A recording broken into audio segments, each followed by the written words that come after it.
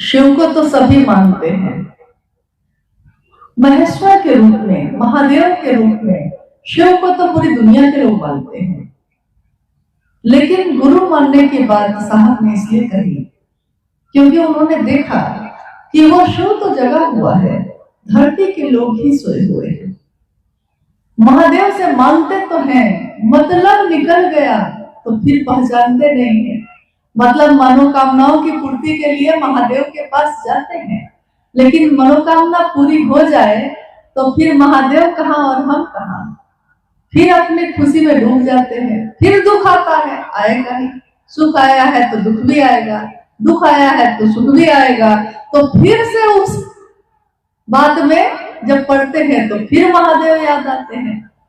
तो महादेव के रूप में, ईश्वर के रूप में उनसे हमारा आपका यही रिश्ता है। यह रिश्ता बड़ा कमजोर है, बहुत कमजोर डोर है इसकी, टूट जाती है हर बात पे। साहब ने कहा उसी शिव को जो भगवान है, वो गुरु है, उनको अपना गुरु मानो। जो गुरु का काम करता है उसी को गुरु मानिएगा। आप कहिएगा हमको जरूरत नहीं, मेरे पास तो सब कुछ है, नौकरी है, संतान है, समृद्धि और संपत्ति है, हम क्यों मांगे, मेरे पास कुछ नहीं होगा तब ना। लेकिन ज्ञान के लिए इन चीजों का कोई मोल नहीं है। गुरुकुल परंपरा जब जब चली है, चाहे वो राजा का बेटा हो, चाहे वो किसान का बेटा हो, दोनों को गुरु के पास एक जैसी अवस्था में ही जाना पड़ता है। ज्ञान के लिए गुरुमुख होना पड़ता है, यानी अपने मन को उन्मुख करना पड़ता है गुरु की तरफ। और जब तक संपत्ति या और चीजें हम मांगते हैं, महादेव भगवान के रूप में वो सारी चीजें दे सकते हैं। ज्ञान एक ऐसी चीज है कि अगर हम शिष्य बन के नहीं जाएंगे तो वो शिव भी, जगत गुरु शिव है, लेकिन वो शिव भी ज्ञान नहीं दे सकेंगे। ज्ञान के लिए शिष्य बन के ही जाना पड़ता है। ये एक ऐसा रिश्ता है। आप कहिएगा मुझको ज्ञान की जरूरत ही नहीं। जीवन जीने की कला गुरु सिखाते हैं, और ज्ञान ना हो तो ज्ञान के अभाव में शक्ति धारित करने वाले को ही वो शक्ति खत्म कर देती है, उसका विध्वंस कर देती है। ऐसे बहुत दृष्टांत हैं, बहुत कहानियां, बहुत घटनाएं हैं। मोटरसाइकिल में ताकत है, उसको चलाने का ज्ञान अगर नहीं हो, ज्ञान तो आपको जीवन के हर पल में, हर क्षण में चाहिए। इंसान के बच्चे को दूध पीने का भी ज्ञान देना पड़ता है। ये तुम्हारे चाचा हैं, ये तुम्हारे काका हैं, कोई सिखाता है, समझाता है, खाना ऐसे खाना चाहिए, कपड़ा ऐसे पहनना चाहिए, कोई ना कोई सिखाता है आपको। यानी ज्ञान की जरूरत तो आपके जीवन के पल प्रतिपल में है। इसलिए उन्होंने शिव को अपना गुरु बनाने की बात कही। वो होंगे सबके गुरु, लेकिन अगर मेरे नहीं होंगे तो मेरे किसी काम के नहीं। सबके जो होते हैं वो किसी एक के नहीं होते, उसकी परवाह नहीं करते हैं। इसलिए उसको अपना गुरु बनाने की बात उन्होंने कही है। हम शिव का शिष्य हो गए, कैसे समझेंगे? कृपया समझाने का प्रयास किया जाए। हम शिव के शिष्य हो गए, ये कैसे समझेंगे? ऐसे तो हंसी में लोग बहुत तरह की बात कह देते हैं कि हम पत्नी हो गए, हम कैसे समझे थे? हम किसी की बेटी हैं, ये हम कैसे समझते हैं? हम किसी की बहन हैं, हम कैसे समझते हैं? मेरा मन ही समझता है इस बात को। लेकिन शिव का शिष्य होने पे हम सोचते हैं कि हम शिष्य बने कि नहीं।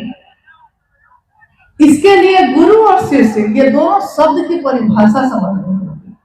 शिष्य वो जो गुरु के आदेश अनुसार करने की क्षमता रखता हो। जो गुरु ने कहा है वही भर करेगा, उससे ज्यादा न कम। गुरु के अनुशासन में रहेगा, गुरु के आदेश पे रहेगा। तो गुरु और शिष्य परंपरा में हम ये काम करते हैं। अब गुरु की दुनिया में शिष्य होता है और शिष्य की दुनिया में गुरु, इन दोनों की दुनिया में एक दूसरे के सिवा कोई नहीं होता। अब आइए कि हम कैसे समझेंगे कि हम शिष्य बने कि नहीं। इसके लिए साहब हरिंद्रानंद जी ने एक बात कही। उन्होंने कहा कि आप अपने मन में ही इसका थर्मामीटर लगा सकते हैं। जैसे मेरे शरीर में बुखार कितना है, इसके लिए हम थर्मामीटर लगा के देखते हैं ना शरीर में कि बुखार कितना है, वैसे ही अपने मन में ये थर्मामीटर लगा लीजिए कि शिव के से हुए कि नहीं हुए, ये परवाह से पता चलता है। तो अगर 24 घंटे में, एक दिवा काल में, यानी 24 घंटे में आपका मन शिव की परिधि में कितनी देर रहता है, शिव के घेरे में कितनी देर रहता है, आपके मन में शिव का ध्यान कितनी देर रहता है, ये अगर आपने नाप लिया तो आपको इससे पता चलता है कि मैं शिव से हो भी रहा हूं कि नहीं। कि अगर मेरे मन में ये चल रहा है दिन रात कि उस गुरु भाई ने क्या किया, उसको वहां से हटाएंगे, उस गुरु बहनों को अपनी टीम में शामिल करेंगे, मैं उसका क्षेत्राधिकारी बन जाऊं, मेरा ये इलाका है, अगर आपके मन में ये सब चल रहा है 24 घंटे, तो शिव होना तो दूर की बात है, अभी तो आप चले भी नहीं। लेकिन अगर आपके मन में ये चल रहा है मेरे महादेव का काम हुआ कि नहीं, वहां गए कि नहीं भैया, हम नहीं जा सके, बीमार हो गए, लेकिन हम फोन से भी पूछ रहे हैं कि दीदी आप लोग गए कि नहीं, भैया आप लोग गए कि नहीं, यानी सजग है, मेरा मन जगा हुआ है। सुबह से ही मेरे मन को याद है कि 3 बजे हमको साप्ताहिक चर्चा में जानी है, लेकिन मेरे मन को याद सुबह से ही है। हम सुबह से लेकर 3 बजे तक काम कर रहे हैं, अपने घर का, अपने दुकान का, अपने खेत का, लेकिन मेरे मन में हर कुछ देर के बाद महादेव दस्तक दे रहे हैं। कितना बजा, कितना बजा, दुकान में कोई आया तो महादेव की बात, गए हैं कहीं तो महादेव की बात। अब महादेव इतना बोलते हैं, इतना बोलते हैं कि चुप ही नहीं होने देते हैं। जो मौन थे, चुप थे, उनके अंदर से महादेव बोल रहे हैं।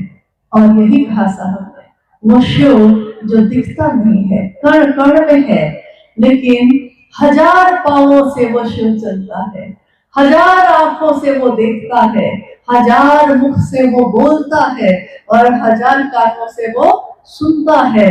और ये हजारों हजार पांव किसके हैं?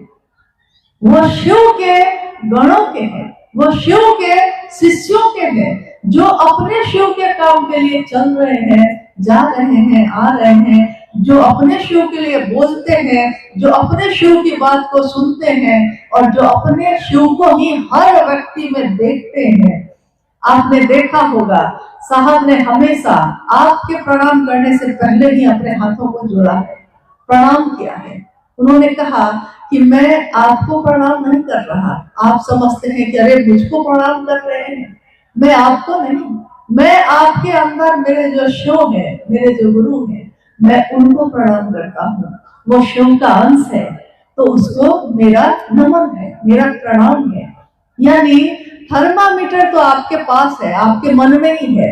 आप अकेले बैठिए और खुद में सोचिए कि आपने अपने गुरु के काम के लिए कितना सोचा है, और आपने किसी का पैर खींचने के लिए कितना सोचा है। इसी पे पैमाना है, यही तो थर्मामीटर है। आपने किसी को बढ़ाने के लिए महादेव के काम में कितनी मदद की है, और आपने किसी को की समीक्षा करने में कितना समय बिताया है, किसी को बढ़ाने का सोचा है।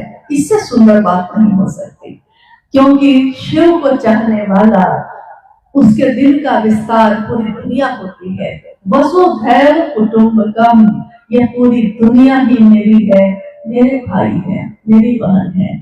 तो मेरा भाई चाहे अच्छा हो या बुरा, हम उसकी शिकायत दुनिया में नहीं करते। हम अपनों की अच्छाई दुनिया को बताते हैं, बुराई नहीं। और रही बात अपनों की, तो ये सारी दुनिया अपनी है, इसके पीछे मूल कारण तो शिव है ना। शिव अपने हैं तब ना दुनिया अपनी। महादेव मेरे ना होते तो क्या ये गुरु भाई गुरु बहन मेरे होते? और साहब ने अगर नहीं बताया होता, माँ दीदी नीलमानंद जी ने पल्लवित पुष्पित नहीं किया होता, तो क्या शिव मेरे आपके गुरु होते? हम सभी शिव के शिष्य कृतज्ञ हैं, एहसानमंद हैं, झुके हैं अपने साहब और बेटी के लिए, और हर उस व्यक्ति के लिए जिसने अपने गुरु के काम में अपना योगदान दिया है। बढ़ा है, आगे बढ़ते जा रहे हैं। साहब हरिनानंद जी की वो पंक्ति आपने पढ़ी होगी या शायद उनसे कभी सुनी होगी। उन्होंने हमेशा कहा कि लोग प्रतिदिन मुझसे मिलने आते हैं, मन से भी मिलते हैं बहुत लोग। हर आदमी शरीर से नहीं आता, मन से ज्यादा लोग मिलते हैं। लेकिन मन से भी जो मिलते हैं वो ज्यादातर कौन लोग हैं? जो मन में कोई ना कोई मनोकामना लेकर आए हैं। और उन्होंने इसी पंक्ति को लिखा कि मैं एक ऐसे पुराने कुएं की तरह हूं जिसमें जो आता है अपना अक्स, अपने मनोभाव और अपनी धारणाओं की वापसी पसंद करता है। साहब हरिनानंद जी कह रहे हैं कि मैं एक ऐसे पुराने कुएं की तरह हूं। कैसे पुराने कुएं की तरह? जिस कुएं में पानी भरा है, आपके जीवन की प्यास बुझा सकता है, आपको शिव बना सकता है। लेकिन हम उनसे मन से मिलते नहीं हैं। तो किस बात के लिए? कि साहब महादेव तो मेरे गुरु हैं, लेकिन मेरे बेटा को नौकरी हो जाती। साहब लोग हमको भी तो जानते। साहब मेरे घर में ये हो जाता, वो हो जाता। अपनी अपनी कामना, अपनी अपनी धारणा, अपने अपना अक्स, अपना चेहरा। यानी उस कुएं में झांकने वाले को क्या दिखाई देता है? अगर कुआं में पानी भरा है और आप उसमें झांक कर देखिए, आपको क्या दिखाई देगा? आपका अपना चेहरा। आप साहब का दर्शन नहीं करना चाहते, आप साहब के शिव के शिष्य के रूप का दर्शन नहीं करना चाहते, आप शिव के शिष्य के द्वारा उस शिव का दर्शन नहीं करना चाहते। हम जुड़े तो हैं, बोलते तो हैं, लेकिन हम चाहते वो है जो हम चाहते हैं। हम वो नहीं चाहते जो साहब ने चाहा, हम वो नहीं चाहते जो शिव ने चाहा। तो साहब हरिनानंद जी ने कहा कि जो आता है वो याद रखना चाहिए उसको कि लौटती उसकी परछाई ही है, लौटता उसका अक्स ही है, उसी का चेहरा उसको दिखाई देता है। वो जो आवाज लगाता है उस कुएं में, वही आवाज लौट कर उसके पास जाती है। कोई शिव की आवाज लगाएगा तो शिव ही लौट कर आएंगे, और कोई कामनाओं की आवाज लगाएगा तो उसको वो मिलेगी। लेकिन बस उतना ही फर्क। हमारी आपकी कामना कितनी? गोरी तेरा आंचल कितना है? हमारे आपकी मनोकामना कितनी? हम जिस दिन चाह लेंगे कि महादेव मेरे हो जाए, दुनिया के हो जाए, उस दिन आपकी ताकत अकेले की नहीं होगी। एक बूंद की ताकत ज्यादा नहीं होती, एक पानी के बूंद की कोई ताकत नहीं। लेकिन वो पानी की बूंद अगर एक कटोरी के पानी में मिल जाए तो अब उसकी ताकत उस कटोरी भर पानी की तो है। अगर वो झरने में मिल जाए तो पहाड़ के झरने की ताकत है अब उस बूंद की, और वो समंदर में मिल जाए तो समंदर की ताकत है उसकी। वो एक बूंद था जरूर, लेकिन वो बूंद मिल गया समंदर में, तो अब उसकी सामर्थ्य समंदर जैसी है। जो शिव का शिष्य अपने शिव के लिए लोगों से मिलता है, काम करता है, चलता है गुरु कार्य में, वो शिव से मिलता है और उसकी सामर्थ्य काम नहीं करती, लेकिन उसके गुरु की सामर्थ्य काम करती है। इसलिए आइए हम सब ने जो आज सुना, जाना, जितना घर जाना, जितना वर्ड सुना, अपने जीवन में आत्मसात करें। अपने साहब और दीदी की बातों को गौर से सुने, उन्होंने क्या कहा है, उन्होंने क्या चाहा है। जितना आप उनकी बातों को, जो उन्होंने लिख दिया है, जो उन्होंने बोला है, जितना सुनेंगे, जितना पढ़ेंगे, उतना हमारा मन हर भ्रम से मुक्त हो जाएगा और निर्बाध गति से शिव की तरफ चलता चला जाएगा। क्योंकि उस रास्ते के लिए चलने के लिए साहब स्वयं खड़े हैं, लेकर चल रहे हैं। हमारे आपके घरों में एक कहावत है जो शायद आपने भी सुनी होगी, क्योंकि सीमांचल पे भारत और नेपाल में एक ही कहावत चलती है। कहावत यह है कि लाद द लदवा द और घरे तक पहुंचा द। सुना है आपने? लाद द लदवा द, अब घरे तक भी पहुंचा द। एक बार साहब से हम लोगों ने कहा, साहब ने कहा कि मैंने कहा कि शिव को अपना गुरु बनाओ, तो लोगों ने शिव को अपना गुरु बनाया।